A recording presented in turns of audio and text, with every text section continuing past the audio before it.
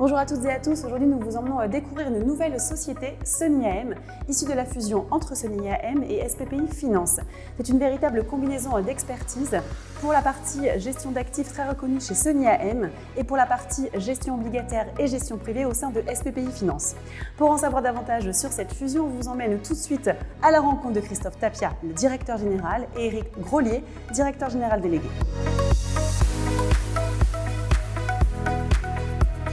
La fusion de Sony Asset Management et d'SPPI Finance, c'est d'abord la fusion de deux sociétés de gestion entrepreneuriales totalement indépendantes. On a une vocation véritable à conserver cette indépendance pour apporter à nos différents distributeurs toujours plus de produits, toujours plus d'expertise et toujours plus de services. Et donc cette fusion va nous permettre de changer de taille, puisque nous avons dépassé ce seuil symbolique du milliard d'euros sous gestion, qui va nous permettre d'apporter beaucoup plus de richesse, à la fois en termes d'expertise humaine, en termes de savoir-faire, en termes de communication, en termes d'ESG, donc tout un univers de compétences et de services, le savoir-faire qu'on va adresser à l'occasion de nos différentes rencontres avec nos partenaires historiques. Cette fusion, c'est avant tout une fusion d'hommes. Les équipes se complètent parfaitement. Quand on a discuté ensemble avec Christophe au départ, on a regardé un petit peu ce qu'on pouvait faire ensemble et les choses sont parues assez évidentes en termes d'expertise et de complémentarité des différentes équipes. C'est vraiment une des raisons essentielles de cette fusion.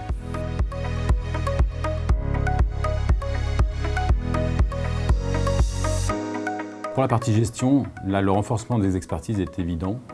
La première expertise, qui est l'ADN historique des deux maisons, c'est l'expertise obligataire.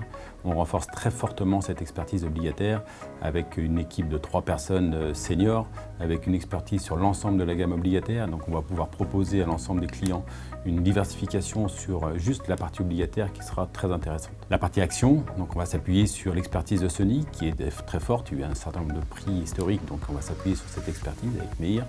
Et on va apporter à nos clients une gestion un peu plus big cap que n'avait pas Sony Asset Management et qu'on avait chez SPPI Finance. Donc ça va faire également là une gamme complète de gestion action.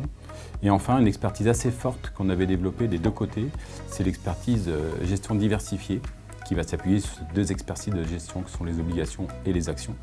Et donc on va pouvoir apporter à nos clients cette gestion flexible, une vraie gestion flexible dans un environnement de plus en plus compliqué. Donc là-dessus, on capitalise assez fort sur cette expertise de gestion diversifiée. En complément de tous ces éléments, on intègre dans l'ensemble de nos gestions les critères ESG. Alors, pas du tout sous forme contrainte, c'est vraiment un ADN qu'on essaie de mettre en place chez Sony Asset Management.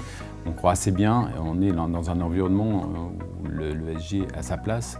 Donc on va développer pour l'ensemble de nos gestions les critères ESG, que ce soit dans la gestion collective, la gestion privée ou les gestions dédiées.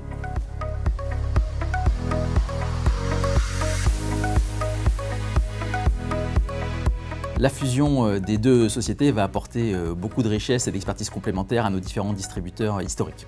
Tout d'abord au travers de la gamme obligataire. Comme l'a très bien dit Eric, c'est l'ADN historique à la fois de Sony Asset Management et de SPPI Finance. Cette gamme obligataire, elle va se décliner au travers de 3 fonds ouverts, un fonds short duration, un fonds multistratégie obligataire et un fonds pur crédit à dominante high yield qui sont les expertises historiques des deux sociétés de gestion.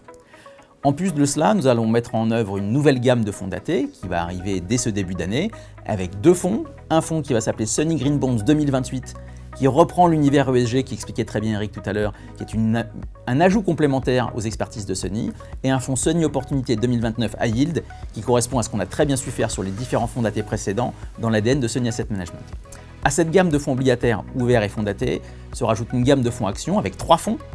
2 fonds historiques qui sont un fonds PEA PME Sony Manager, un fonds PEA historique Sony Recovery et un fonds multicap. Donc ça, c'est l'expertise globale sur la partie des actions. Et ce mix de 2 expertises, actions plus obligations, va nous permettre de développer une gamme diversifiée forte au travers d'un fonds qu'on aura l'occasion de repitcher et de revenir voir autour de cela. Et puis à cette gamme de produits s'ajoute une gamme de services. Et ça, c'est aussi un point très important qu'on va développer, qu'on a déjà beaucoup développé chez Sony au travers de fonds dédiés, au travers de gestion sous mandat, au travers de feed. Et cette expertise de services, elle nous semble avoir de plus en plus d'importance dans un environnement qui devient de plus en plus complexe pour les différents distributeurs d'épargne en France. Et donc finalement, la force de cette fusion, c'est plus de richesse, plus d'expertise, plus d'humains, plus de services, plus de produits. Des nouveaux copains pour travailler, c'est quand même très sympa, un environnement très agréable. On espère qu'on aura l'occasion au travers de ça de venir raconter tout ça à nos différents partenaires et d'avoir un accueil qui, on l'espère, soit à minima au moins aussi chaleureux qu'on l'avait par le passé.